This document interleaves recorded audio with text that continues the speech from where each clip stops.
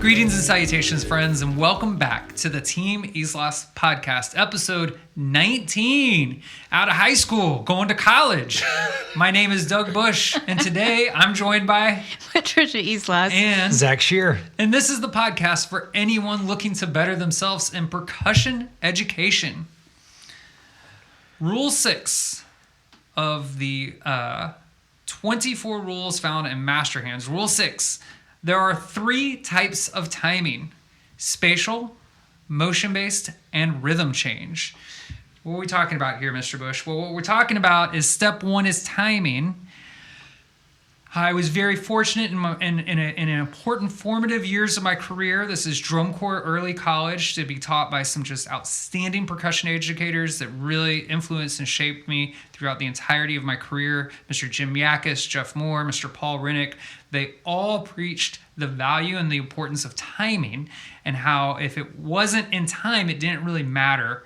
Like that needed to be this solid foundation before adding, for lack of a better term, the bells and whistles. And as I taught more and more, I realized that the struggle I was having and my students was happening occurred during the transitions. And that when we're dealing with timing, that's what we're essentially dealing with, is navigating the transition of a musical concept to another one. And that could be broken down almost entirely for percussion in the 3 categories. You're either coming from a place of stillness and silence. A good example would be literally every piece of music you or any student of yours has ever played begins with spatial timing. You're starting from a place of silence and stillness, and then you're striking an instrument. Or like, let's say in concert band, where you have like a triangle or maybe a crash cymbal where it's, only 1 or 2 crashes the entire piece, right? You're navigating space and then you're playing. So you had spatial timing, you had motion-based timing. If you're familiar with like 16th note, 3-note timing, the idea or concept of, one hand is staying in constant motion, and as long as the coordination aspect of continuing and removing and then adding back in that other hand doesn't change the hand that is already in constant motion, then your time's going to be pretty smooth. If the coordination's if you lack that coordination and you're changing the smoothness or consistency of your motion, you're also changing your time, right? Or going from one rhythm, like 8th notes, to a new rhythm, like triplets. So navigating where exactly fractionally does the rhythm change and the speed or the rate at which I'm playing. So having these concepts, if we're going to tell the young student that timing is step 1, which, by the way, this is all reinforced in the player's guide and introduced in the player's guide in this manner, defining very early on that there are these 3 types, and these are what the 3 types are, and every single time you run across them, having the student identify it and then say what the key to achieving is. It's one thing for the student to go, oh, I'm resting here. This is spatial timing. Okay, that's great. What are you doing during the space to be successful? So we need a key to success. And the student needs it to know this as a mantra. And if you do this in the 6th grade and the 7th grade and the 8th grade and reinforce it, by the 9th grade or maybe the 10th grade, you get to a point where now they've internalized it, they can see it and recognize it on their own, and they can apply it immediately, and it frees you up as the educator to get to more deeper, meaningful musical concepts, because you're not worried about, can Tyler just come in on the correct beat or not, right? So we're going to start with Rule 7 here, which says the key to spatial timing is subdivision. Mr. Bush, as you were talking, and you were giving an example of like how this works in rehearsal, and how if you do this in 6th grade, 7th grade, 8th grade, 9th grade, by the time they get a little older, they're going to, like, almost without you saying anything, they're going to know how to finish your sentence or what applies here. I can think of, and I think it comes into play with this one specifically a lot. I can think of situations I've been in where I had students who this had been repeated to them year after year after year, and they would play something. This happens in front ensemble land a lot, right? They come in out of silence, and their subdivision was not correct, or they didn't subdivide at all. And that attack is not good, or that entrance is not good, whether it's 1 kid or 20 kids. I could stop and just say the key to, spatial timing, the key to spatial timing is, and they would say subdivision. And then I would just kind of look at them like, We all got it? Do it again. And then it's like, that's it. We rehearsed that, and then we could do it again. And it's like, it sounds kind of silly, but seriously, they are all going, okay, we're going to do it again. I understand the mistake I made. I understand what I need to do to fix it. I understand this next rep is for me to subdivide better. And then we do it again, and it's better.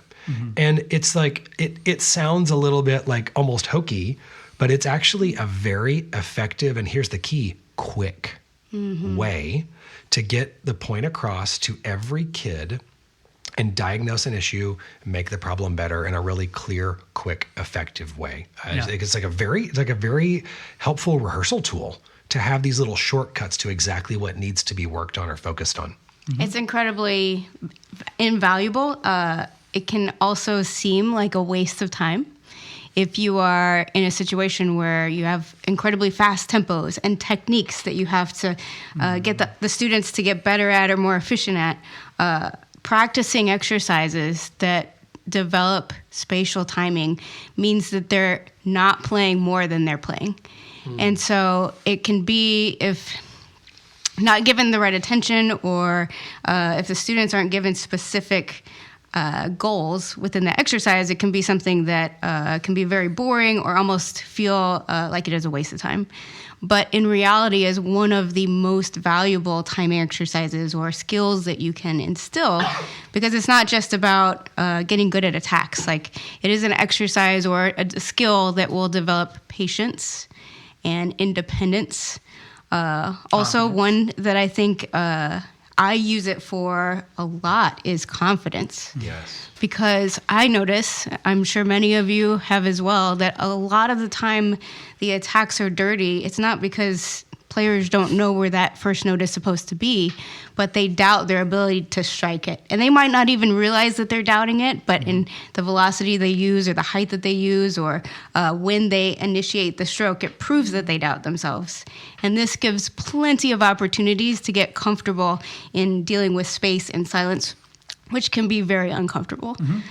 So it's an incredibly useful skill in all areas of music and performance with regards to percussion. Yeah, I'm going to put both of you on the spot here a little bit and just ask you, you take any average student in a percussion program from 6th grade through high school, right, through senior, what percussion instrument might they encounter that you would say they would have to navigate spatial timing the most? Like, if they play this instrument, they will have to do this more than any other instrument that they will be asked in their entirety of their career. That's good. Yeah, what would you think?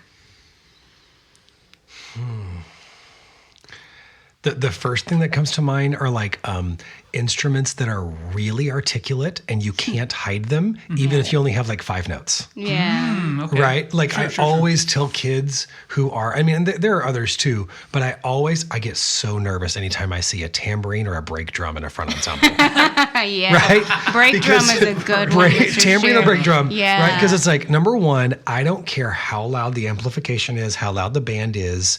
You just look at a tambourine or a brake drum and it can be heard over everything, right? And for whatever reason, we don't usually give them to our strongest players. Correct. And so, like, I mean, I've taught and I've judged, groups that are out there and everything's great. And then somebody comes in on a tambourine or a brake drum. Yeah. And it's like, whoa. Yeah. And now you're talking about the whole next minute. Yeah. And it's like, I can't not talk about that being out of time. And if it had been on a less articulate instrument, if the band's loud or if there's a lot going on, I might have missed it, or like a judge might have missed it, but man, triangle, tambourine, crash cymbals. Crash cymbals. And I want to piggyback real quick on what Mr. Scheer just said there. And I'm not, you correct me if I'm wrong, I don't think that's an endorsement to take students off those parts. No. Right? Very much the opposite. This would be my challenge, would be to the adjudicators listening right now. I challenge you to genuinely reward those things when they are done well more. Oh, yes. Yeah. Because it's great for the student and great for the teacher. But I find that things like that, when they hit, tend to just fly by and not get the kind of recognition. The guy's just waiting for the next triplet roll. Yes. Where it's like, no, man, that is a moment to really showcase that rack player that you probably haven't made a comment about. by the way, the entire time when they do that well, because you're definitely going to go in on them when they don't, right? Yeah. Miss Islas, what's your answer? Oh, I don't know. Crash cymbals, break drum is a really great one. Yeah, anything where they play infrequently, but it's a very identifiable sound. Even triangle. Yeah. The instrument in which you might encounter, which was the question, that will push your challenge with spatial timing more than any other is the marching bass drum. Yeah, of course. Right? Yeah. And the thing that is so challenging about that is marching bass drum is unlike crash cymbal, tambourine, all these other things, right? It is a composite sound of individuals working together, but you're only playing one of the notes, right? So there's so many awkward things, like the drum feels weird, you can't see what you're doing, you're working against gravity, you're playing just some of the notes. For some reason, I'm only playing the B flats on this run, right? There's so many things that make it challenging. And then on top of that, you've never read music like this before. Yes. Right? And you also have never been asked to navigate spatial timing like this before, right? So how do we do it, Mr. Bush? Hey, I'm here to help you. We don't reinvent the wheel, guys. Tom Float is often credited with the grid and the concept of the grid. You look at Garibaldi's permutation studies. You look at Ed Soph's studies, right? Cats in India have been doing this for hundreds of years, right? Don't reinvent the wheel. We use an exercise called Jedi 8s. Like, pick a rhythm, a subdivision, let's say 8 notes. And in the first measure, play the downbeat of 1. In the second measure, play the upbeat of 1, or the and of 1. And the third measure, play the downbeat of 2. You see the progression here? Just permutate through. I have found, both as a bass drummer and an educator, when I do simplistic rhythms, but I permutate every possibility, I grow and my students succeed at a much higher level than if I just have kind of a smattering of random rhythms that I'm kind of reading, right? This is so effective. Kim Shellsworth actually literally used this with the whole Capel band 2 years ago. It was incredible. She'd send me these videos of the whole band, like 300 something kids or something, just throwing down Jedi 8s. It was outstanding.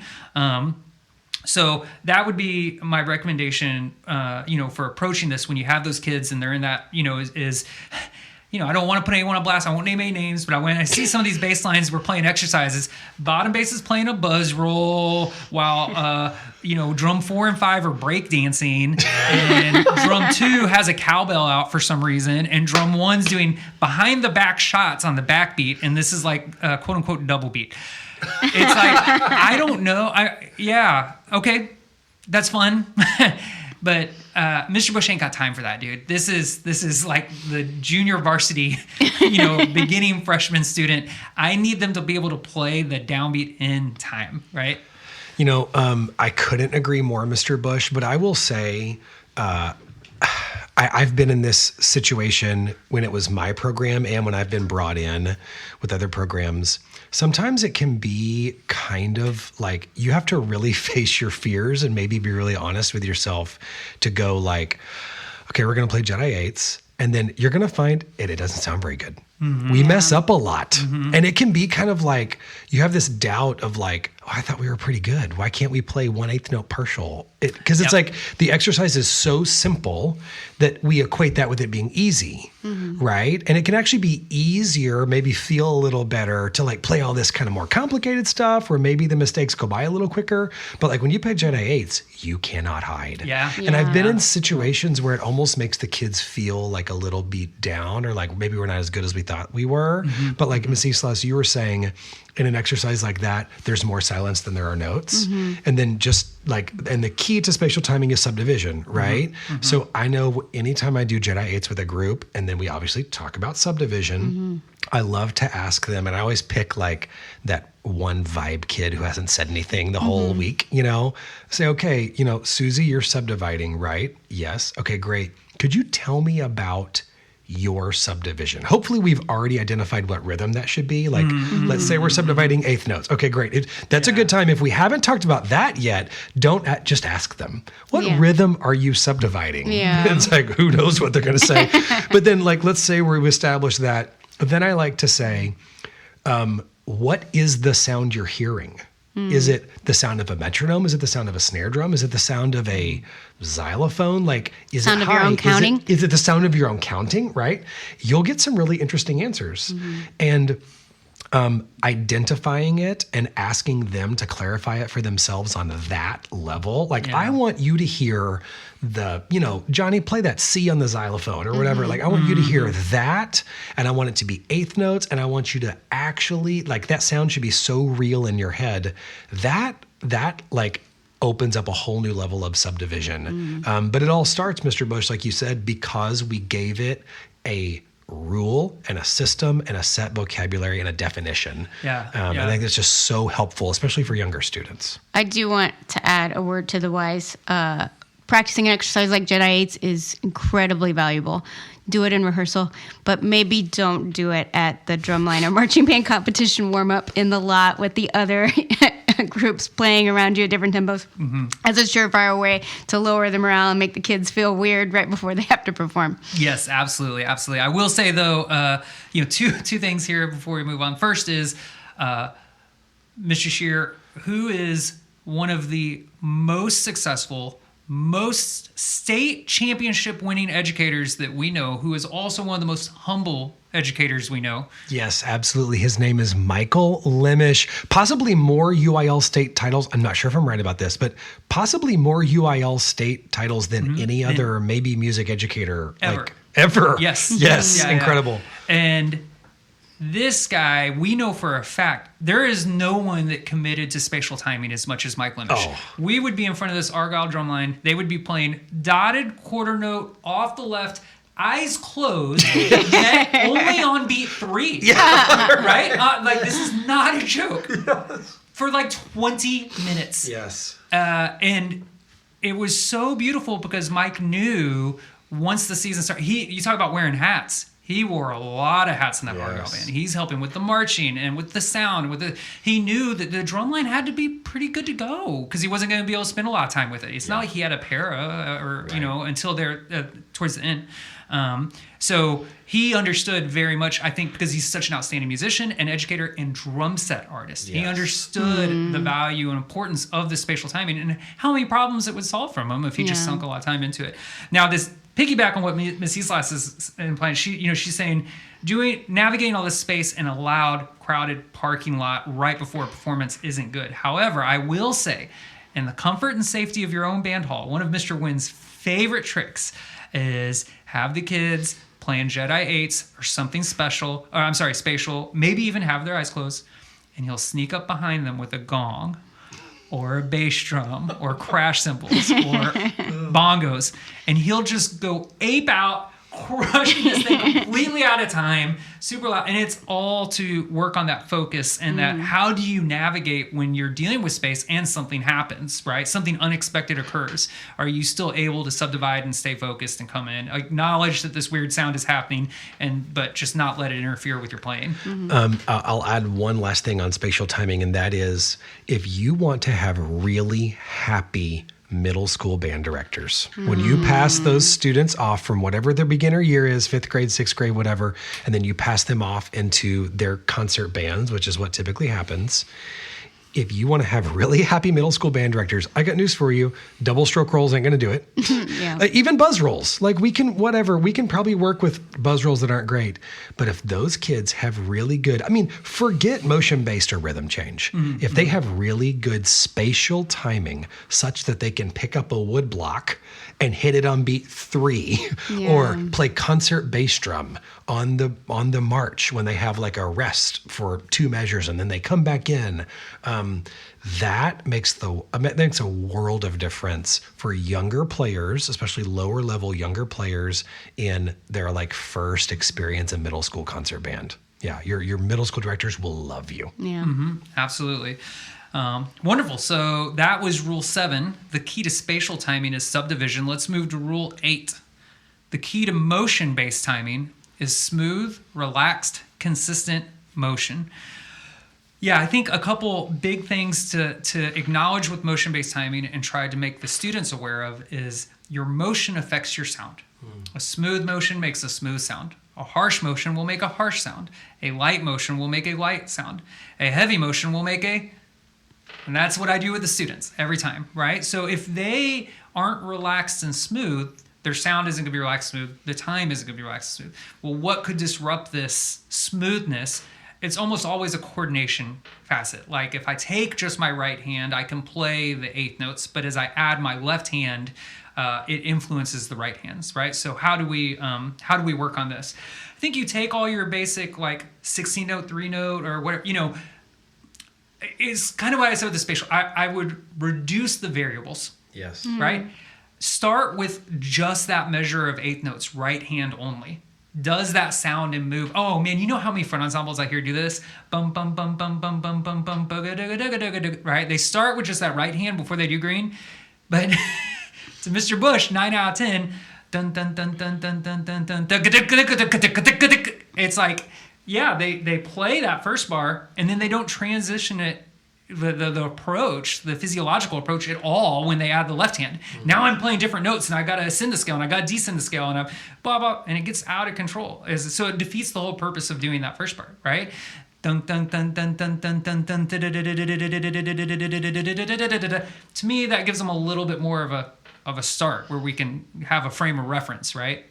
Yeah, having a way of naming the skill and relating it not just to technique but also to timing gives you more tools in a rehearsal setting to solve problems faster, right? So many times we have this whole set of exercises that are well planned and thought out, and they service numerous different skills, and then we get to the music and don't really use any of that information. And so it's almost as if the time spent on those exercises don't carry over. But if you have this language talking about what motion-based timing is, and the kids have been trained like a mantra through all of the years they play percussion of how to define it and how to improve it, then all of a sudden you can just mention the title motion-based timing and you'll see all the heads in the room nod. And then the very next rep, it will sound entirely different because kids are going to forget. I mean, we're all going to forget. As musicians, we have so many things to think about. But having that very concise way of reminding them without having to go into a 15-minute explanation and demonstration of the technique is going to make your job so much faster as the educator. These timing rules, Miss Islas, also are a quick, concise, easy way for even a younger or a less talented or a less experienced child to take those things you're telling them in rehearsal. Like, yeah, it saves you times in rehearsal and it saves the group time and it's efficient. It also carries over past that rehearsal into their individual practice, right? Like, if I'm in a practice room and I can tell something's not sounding great, number one, I know, because of rule number 1, I know to think about timing. We've trained them to think about timing. Okay, good. And maybe in 6th grade, that's as far as they're going to get. Yeah. Okay, but that's good. Maybe by 8th grade, they're going to go, okay, I know there's 3 types. Which one is this? And then if they've got that far, all they got to memorize is like 2 more things. Like spatial is subdivision. Okay, is it that? Okay, cool. No. Motion-based is smooth. Oh yeah, that's what this is. And now we've given them in a clear, simple way, a very practical thing they can use, a tool they can use on their own to make their playing better. So not only is it so beneficial in an ensemble setting, but then as individuals, we're giving them like a very clear roadmap to success. Yeah, and I don't want to brush over what an incredible tool this type of timing specifically is in helping develop relaxation while playing and the importance of relaxation while playing. Unless you're doing a pretty intense avant-garde UNT ensemble about a refugee or something, I don't know, like where you're intentionally playing with tension and angst. The majority of the students, you're going to want them playing relaxed because relaxed muscles and motions are more efficient and you have more control over them, right? So practical application of this that I would use is, I'm in lesson or even with the whole drum line and we're just playing a measure of eighth notes with the right hand, and then the second measure might be a simplistic rhythm like 1 2 3 where we're trying to maintain that motion of the right hand. And then as we loop it, I'll literally act like it's a guided meditation where as they're playing, I say, okay, now focus on your breathing. and you see the whole room kind of, okay, now check out your posture, roll your shoulders back. The whole room gets about a foot taller, right? Okay, check out your elbows, or your elbows relax, your forearms, so I'm slowly starting kind of at the top of their head and working their way down and guiding them through relaxing and giving them the freedom to kind of like relax these things while doing a very simple, consistent motion, right? So that they can kind of create and establish that foundation. If I'm getting a little too tricky with the time signature or the accents or the rhythmic change or whatever, then I'm not giving them an opportunity to really clean this simplified concept. Mm-hmm. This one, Mr. Bush, I have heard this exact rule expressed from all teachers from Ed Soph to Paul Rennick to, I can think of Jeff Osdemore. I can think of teachers I had when I was younger. Like, it's so universal. Yeah, so universal. It's so universal. And I think that, what you just explained, Rule 8 is like your way, which is very effective, of distilling it down to communicate what was said to me by Ed Soph or Paul Rennick, right? For like a 12-year-old. Yeah. When I'm in a private lesson with a 7th grader and we come across this and they're solo, okay, what type of timing is this? Motion-based timing. My next question isn't like, what's the key to motion-based timing? My next question is, which hand stays in constant motion? And can they identify, oh, it's my right hand, or oh, it's my left hand, or I'll say, okay, great, the first 3 beats, but what happens in beat 4, or what, or can you identify where it stops, right? So that concludes motion-based timing, which was Rule 8. And we get to the final rule, the 3rd type of timing, and I would say the most challenging type as a player and as a teacher, and that is rhythm change timing. The key to rhythm change timing is getting the 2nd note of the new rhythm and time. What does that mean? So if I play a beat of 8th notes, like 1 and then I'm gonna play a triplet, 2 triplet 3, I don't actually change the triplet on the downbeat of 2, which a lot of young students will think. They'll think 1 and 2, right? And I'm changing there. It's like, no. Where does that next partial line up? Miss Islas, do you have any experience or thoughts on rhythm change timing and how to teach it? First of all, I really love rhythm change timing and the challenges that it brings at any level. But I have used rhythm change timing as a method of teaching timing to front ensembles for maybe 2 decades now, for quite a bit of time. One of the priorities that I make in a camp situation is we will step away from the keyboards for a moment. Probably talked about this before, but get drum pads out and get sticks in our hands, because we're not just marimbists and xylophone players, we're percussionists, and those skills are important to develop the whole year. But also, there are a lot of things that can be simplified, a lot of skills that can be simplified with a pad and sticks that we then can take to whatever instrument in the front ensemble you may be playing. So one of the things that I do religiously every single year is I have dedicated time to work on a time change exercise. And then in the moment, we also have an individual competition. Rhythm change challenge is what we call it. And so over the years, there's been different variations of it. But the one that I do now is I have this Count Von Count. You guys know Count Von Count? 1, 2, 3. From Sesame Street. I have this little Count Von Count doll. And he is the trophy for whoever of the day has the best timing. And we will get into it. We will get really into the weeds in terms of like, okay, who wants to demonstrate 8th notes for us at a tempo of 80 beats per minute? And we go around the room, and it's a yes, no kind of a thing. You got it, you didn't get it. And we will continue through variations of these rhythms. 5/2, 8th note triplets, 16th notes, all the way up and all the way back down. And it is an excellent way, with that little bit of friendly competition, to instill the importance and value of the differences of these rhythms, even though at certain tempos, sometimes they can be very similar. And as an arranger, I love that my students have this ability to differentiate between these so effortlessly because of all this work put into it, because then that gives me so many more colors rhythmically to write with. Sometimes a 6-tuplet is just way too fast for the tempo, but a 16th note feels dumb and slow and unoriginal, and having the ability to put a 5-lit in there, even if it's just for a beat, then gives this texture that I might not have access to if all we're playing most of the time is 8th notes and triplets and 16th notes. And as an arranger, I don't just throw everything at every program I write for. It's a process. So if I'm writing for a group for the first time and they're asking, okay, well, what can we do here? We might specifically pick one new rhythm to really isolate, and I try to throw that in there as much as possible. And through the years, we develop more of a diverse set of rhythms that they can play. But having that at my ability in my toolbox is incredibly useful creatively. I think rhythm change timing, I was thinking this when you started talking, TeamIslas, about how you work on it with front ensembles. Mm-hmm.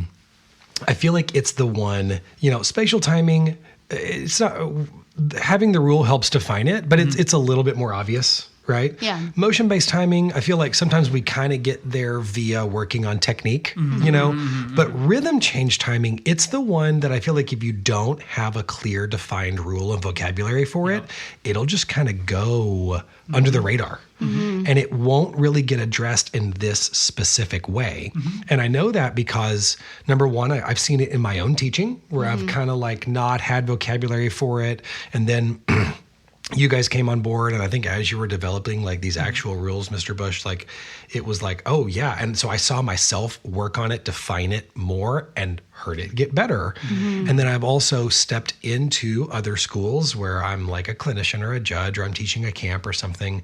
And it can kind of be this mystery thing that especially younger students might not really quite know why this passage they're playing isn't cleaning up. And they're like, I know the notes, I know the rhythms. It's not like I'm making huge mistakes, but this is why. Rhythm change timing is why. So I feel like it's kind of that one that can get swept under the rug a little bit. And then as someone who has taught a lot of front ensembles, I know you've experienced this too. I think sometimes the natural tendency is to spend a lot of time trying to do a lot of things from like a theoretical harmonic like point of view. Like, okay, we're going to play everything in all 12 keys and in minors and in the melodic minors and in the Dorian mode. And it's like, okay, we're not improvising our marching band show. Right. Like, okay, that's fine. Like, I get it. And I'm not saying that's bad, but we only have a limited amount of time, so we have to prioritize. So I think, because I've done this, but I think a lot of front ensembles spend way too much time working on doing everything in, 300 keys, but then they end up playing only 8th notes, right? Instead, I think it's helpful to prioritize more of what actually makes the show clean, which is the rhythmic challenges, and specifically this one, rhythm change timing. And you do that very well. Thank you. Absolutely. And I would agree on all those points. And I would say beyond just front ensemble too, in terms of the battery, as a consultant and a clinician, and getting to work with a lot of different groups and hear a lot of different groups, I feel like that there is a codified simplistic and larger understanding, and this could be a Texas thing, but just in general of like motion-based timing. I think if I say 16-note, 3-note timing, everybody, they know what I'm talking about, right, for the most part. And if they don't, they have exercises that kind of address it. The number of groups I've walked into that have an exercise that works on rhythm change timing is almost zero. And then you look at the music, and guess what they have to do? They have to navigate going from this rhythm to that rhythm, and guess where the dirt is when they navigate from this rhythm to that rhythm. So that would be something I would encourage you to maybe instead of doing 10 variations of 8 on a hand, or instead of doing like 3 15-minute lot tunes, right? It's very, very simple. Like just do a bar 8th notes, a bar of 5s, a bar of triplets, a bar of 5s, and repeat, right?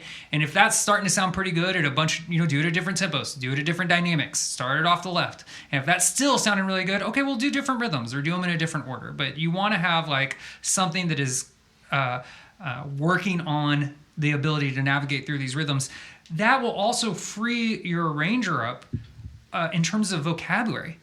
I mean, the amount of rhythms that the Capel drumline plays far dwarfs anything that I ever played while at the University of North Texas or Marching Drum Corps, right? And it's not because there's something magical in the boba, right? It's just like from the beginning, this has been a principle that's been applied. And then, not to get too soapboxy here, this would be my challenge again, adjudicators, is to, if a group is,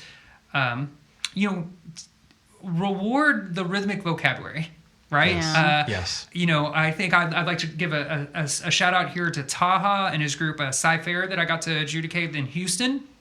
And, I sat there, I heard so many incredible Houston bands. It was literally like something like 30 bands, and it's the end of the year, so everybody is good. I was so impressed, right?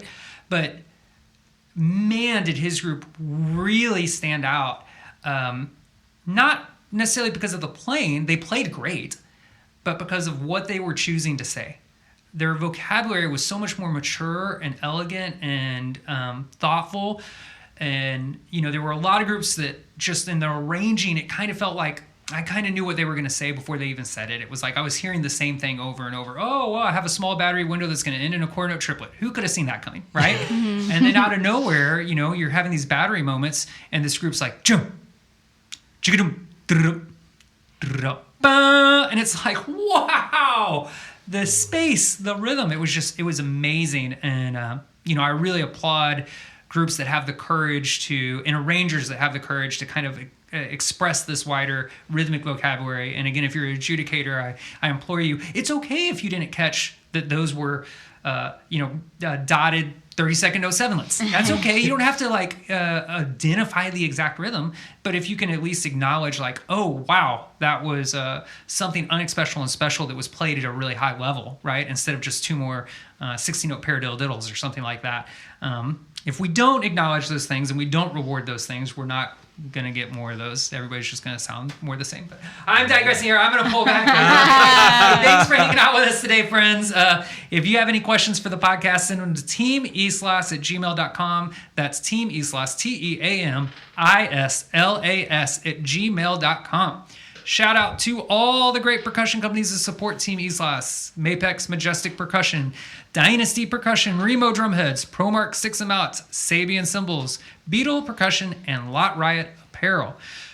Shout out to the man, the legend, half of Coppell's Team Rush Hour, Mr. Randall Eugene Wynn, for the surprise boba order that got us through this long day of recording podcasts.